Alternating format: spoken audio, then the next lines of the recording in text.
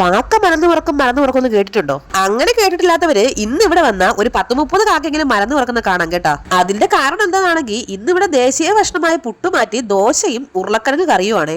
ആകപ്പാട് 2 ഉരുളക്കിഴങ്ങും 2 ക്യാരറ്റും 1 സവാള ഉണ്ടായിരുന്നു കേട്ടോ. അതെല്ലാം കൂടെ വെട്ടിക്കൂട്ടി ഞാൻ ഉരുളക്കിഴങ്ങ് കറി വെക്കാൻ പോവാണേ.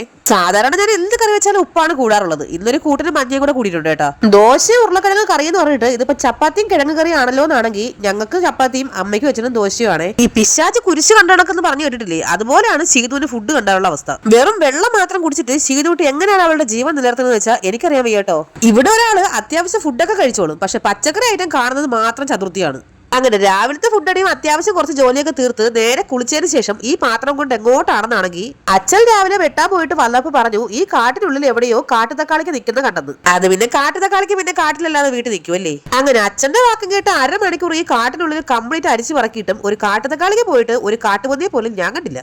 ഇനി വല്ല ആമസോൺ കാടുകളിലെങ്ങനെ ആണോ അച്ഛൻ ഈ കാട്ടുതക്കാളിക്ക് നിൽക്കണമെന്ന് പറഞ്ഞത്. അങ്ങനെ നോക്കി നടന്നു കിടന്ന് നമ്മുടെ കാട്ടുതക്കാളിക്ക് നമ്മൾ കണ്ടുപിടിച്ചിട്ടുണ്ടേ. കിട്ടിയ തക്കാളിക്ക് എല്ലാം നന്നായിട്ട് പഴുത്തതായിരുന്നു കേട്ടോ. ഇതിങ്ങനെ കായ ഉണ്ടായി തുടങ്ങി കഴിഞ്ഞാൽ ഇറുങ്ങു പോലെ കായ്ക്കുവേ. പക്ഷെ എന്ത് പറ്റിയെന്ന് അറിയാൻ വയ്യ, ഇതിന്റെ ചെടി അങ്ങ് ഉണങ്ങി പോയിരുന്നു കേട്ടോ. അത്യാവശ്യം നമുക്ക് വേണ്ട കാട്ടുതക്കാളിക്ക് എല്ലാം നമുക്ക് കിട്ടിയിട്ടുണ്ടേ. നമ്മുടെ സാധാ തക്കാളിയെക്കാളും നല്ല പുളിയായിരിക്കും ഈ കാട്ടുതക്കാളിക്ക്. പിന്നെ നമ്മുടെ ഒരു വലിയ നെല്ലിക്കയില്ലേ, അതിന്റെ അത്രയൊക്കെ സൈസ് ഉണ്ടാവൂളെ.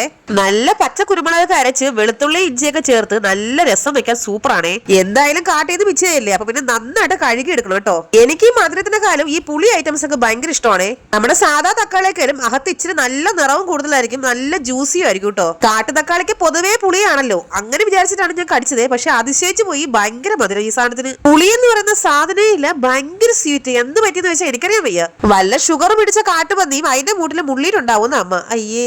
അങ്ങനെ തക്കാളിക്ക് ആസ്വദിച്ച് കഴിച്ചോണ്ടിരുന്നപ്പോ ദേ അങ്ങ് ദൂരേന്നൊരു മഴ വരുന്നുണ്ടേ. എന്നാ പിന്നെ രാവിലെ കഴുകിയിട്ട് ഉണങ്ങി കിടക്കുന്ന തുണികളെല്ലാം പറക്കിയിടാന്ന് വിചാരിച്ചു, അല്ലെങ്കിൽ എല്ലാം നനഞ്ഞു കുതിരും. നമ്മൾ തന്നെ പൈസ ഒന്നും നോക്കില്ല, 3 പശുവിനെ മേടിച്ച് നമ്മുടെ വാഷ് ബേസിൽ ഇട്ടിട്ടുണ്ടേ. പശുവല്ല കേട്ടോ, പശുവിന്റെ പടമുള്ള പാല്. ഓണത്തിന് ഫ്രീ കിട്ടി 2-3 പാക്കറ്റ് പായസം മിക്സിരിപ്പുണ്ട്. എന്നാ പിന്നെ 28 ഓണം ഇല്ല, അതങ്ങ് തട്ടാന്ന് വിചാരിച്ചു. ദേണ്ട കണ്ടില്ലേ, ടൈറ്റാനിക് സിനിമയില് കപ്പൽ മുങ്ങിയപ്പോ ഐസ് പാല് കിടക്കുന്നത് പോലെ നമ്മുടെ പാലെല്ലാം കട്ടയായിട്ട് കിടപ്പുണ്ടേ. പായസം വെക്കാൻ ഞാൻ പാലങ്ങോട്ട് അടുപ്പത്ത് വെച്ചതേ ഉള്ളൂ. ദേണ്ട ഒരു പായസം കൊതിയാൻ എപ്പോഴാവും എന്ന് പറഞ്ഞ് ചോദിച്ചുകൊണ്ടിരിപ്പുണ്ട് കേട്ടോ. കുറെ ദിവസം കൊണ്ട് പായസം വെക്കണമെന്ന് വിചാരിച്ചെങ്കിലും ഇന്ന് 28 ഓണമല്ലേ, എന്നാ പിന്നെ ഇന്ന് ഇത് വെക്കാന്ന് വിചാരിച്ചേട്ടാ. പായസം വെച്ച് ഉരുളിക്കകത്ത് കമന്ന് കിടന്ന് നോക്കുന്ന എന്നെ കണ്ടിട്ട് അമ്മ പറയാണ് ഇന്ന് ആ പായസത്തിനകത്തങ്ങനെ വീഴുവോ എന്ന് തോന്നുന്നു. ദേണ്ട കണ്ടില്ലേ, സുനാമിയിൽ പെട്ട മീൻ കുഞ്ഞുങ്ങളെ പോലെ 1 ലോഡ് പാലും കുറച്ച് പായസം മിക്സും. ഇതിന് എപ്പോ ശരിയായി കിട്ടുമല്ലോ. അങ്ങനെ രാവിലത്തെ നല്ലൊരു ഉറക്കവും കഴിഞ്ഞ് ശീതൂട്ടി കണ്ട് നമ്മുടെ പാൽപ്പായസം ടേസ്റ്റ് ചെയ്യാൻ വേണ്ടി വന്ന് നിൽപ്പുണ്ടേ. ശീതൂട്ടിയുടെ മുഖത്തിന്റെ എക്സ്പ്രഷൻ കണ്ടിട്ട് പായസം കൊള്ളാന്ന് തോന്നുന്നു. എനിക്ക് പിന്നെ പൊതുവെ പായസത്തിനോട് വലിയ താല്പര്യം ഇല്ലെങ്കിലും പാൽപ്പായസം എന്തായാലും ഉണ്ടാക്കിയതല്ലേ, അതുകൊണ്ട് 1 ഗ്ലാസ് കുടിച്ചേ. അമ്മ ദേണ്ട അവിടെ നിന്നോണ്ട് പറയുന്നുണ്ട് പാൽപ്പായസത്തിന്റെ മണം മൂക്കിലടിച്ചിട്ട് വയ്യാന്ന് പറഞ്ഞുകൊണ്ട് പെട്ടെന്ന് തുണികളെല്ലാം അലക്കുന്നുണ്ട്. എന്റെ വീട്ടിലെ ഏറ്റവും വലിയ പായസ കൊതിയനാണ് ദേണ്ട ഈ നിന്ന് പായസം കുടിക്കുന്നത് കേട്ടോ. അങ്ങനെ ഞങ്ങൾ 3 പേരും പായസം കുടിക്കുന്ന കണ്ട് കൊതി സഹിക്കാൻ വയ്യാതെ ദേ ഒരാൾ തുണിയലക്കല് പാതിയിൽ ഉപേക്ഷിച്ചിട്ട് വന്നിരുന്ന് പായസം തട്ടി വിടുന്നുണ്ട് കേട്ടോ. എല്ലാം കഴിഞ്ഞ് വൈകുന്നേരം 4 മണിയായപ്പോ ഞങ്ങൾ മഞ്ഞപ്പാറ ജംഗ്ഷനിലേക്ക് പോവാണ്. ഇത് 28 ഓണത്തിന്റെ പ്രോഗ്രാംസ് ഒക്കെ ഉണ്ട് കേട്ടോ.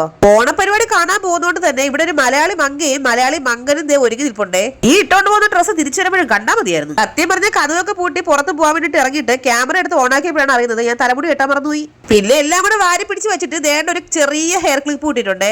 ഓട്ടോറിക്ഷ എടുക്കാൻ അച്ഛൻ വരാൻ വൈകിപ്പോ, എന്നാ പിന്നെ ഞാൻ ഓടിക്കാന്ന് പറഞ്ഞ് ചെയ്തോട്ട് മുന്നേ വലിഞ്ഞു കയറുന്നുണ്ടേ. ഒരു വീഡിയോ എടുക്കാൻ നിൽക്കാൻ വേണ്ടിട്ട് പറഞ്ഞത് മാത്രമേ എനിക്ക് ഓർമ്മയുള്ളൂ. ദേണ്ട കണ്ടില്ലേ, 3 കൂടെ ഫോട്ടോ എടുക്കാൻ നിൽക്കുമ്പോൾ വടി വിഴിക്കിടക്ക് നിൽക്കുന്നു. അങ്ങനെ വീട്ടിൽ നേരെ വണ്ടി കയറി നമ്മുടെ മഞ്ഞപ്പാറ ജംഗ്ഷനിലെത്തിയപ്പോ അവിടെ ഓരോരോ പ്രോഗ്രാംസ് ഇങ്ങനെ പൊടിച്ച് നടക്കുന്നുണ്ട് കേട്ടോ. ചെയ്തോട്ട് ഇപ്പൊ ദേണ്ട ഇങ്ങനെ തലയിൽ കുടുമിക്കെട്ടും കെട്ടിയിട്ട് പാവമായിട്ട് നിൽക്കുന്ന ഒന്നും ആരും നോക്കണ്ടേ. ഇവിടെ നിന്ന് ഒരു 6 മണി മുതൽ രാത്രി ഒരു 9 മണി വരെ തകർത്ത ഡാൻസ് ആയിരുന്നു കേട്ടോ ചെയ്തൂട്ടി. ഇവിടുത്തെ ഉറിയടി മത്സരം എന്ന് പറഞ്ഞാൽ സത്യം പറഞ്ഞ ഒരു രക്ഷയില്ലാത്ത മത്സരമായിരുന്നേ. ചെയ്തൂട്ടിക്ക് അവിടെ പാട്ട് വലിയ ഒച്ചയിലിടുമ്പോ മടിയിലൊന്നും ഇരിക്കാൻ വയ്യ, അവക്കൊന്നും നിലത്തിറങ്ങി തുള്ളിയ മതിയായിരുന്നേ. ഇവിടെ വേണ്ട ഒരു പാവൻ ചുമച്ച് അപ്പുറത്തെ സീറ്റ് ഇരിപ്പുണ്ടേ. ഇപ്പൊ ദേണ്ട അവിടെ തലയിൽ കെട്ടും കെട്ടി ഉറിയടി അടിക്കാൻ നിൽക്കുന്ന ആളുണ്ടല്ലോ. സത്യം പറഞ്ഞ് ഞാൻ അവിടെ ഇരുന്ന് ചിരിച്ച് മണ്ണ് കപ്പി എന്ന് പറയുന്ന അവസ്ഥയായിരുന്നു കേട്ടോ. അതുപോലത്തെ ഡാൻസ് ആയിരുന്നേ പുള്ളിക്കാരൻ കളിച്ചത്. അതോ ഡാൻസിന് ഇട്ടുകൊടുത്ത പാട്ടാണെങ്കിൽ 7 മുതൽ പുഞ്ചോല പാട്ടായിരുന്നു കേട്ടോ. സത്യം പറഞ്ഞാൽ എനിക്കറിയില്ല, ഭയങ്കരമായിട്ട് ചിരിച്ച ഒരു അവസ്ഥയായിരുന്നേ എന്റെ അമ്മ. അതുപോലെ തന്നെ ഈ ചേട്ടന്റെ ഡാൻസ് സത്യം പറഞ്ഞാൽ ഒരു രക്ഷയില്ലായിരുന്നു കേട്ടോ. എന്താന്ന് പറഞ്ഞാലും കുറെ നാളുകൾക്ക് ശേഷം മനസ്സ് തുറന്നു സന്തോഷ ദിവസമായിരുന്നു കേട്ടോ ഇത്. ഇനി അടുത്ത ഉറിയടിക്കാൻ വരുന്നത് ഒരു ചുരിദാർ ഇട്ട സുന്ദരി ചേച്ചിയാണേ. ആ ചേച്ചിയാണെങ്കിൽ സത്യം പറഞ്ഞ ഉറിയടിക്കാൻ വന്നിട്ട് സംഘാടകരും അത് ഭയങ്കര ഡാൻസ് ആയിരുന്നു കേട്ടോ. സത്യം പറഞ്ഞ അത് ചേച്ചിയല്ല കേട്ടാ, ചുരിദാറിട്ട ചേട്ടനായിരുന്നേ.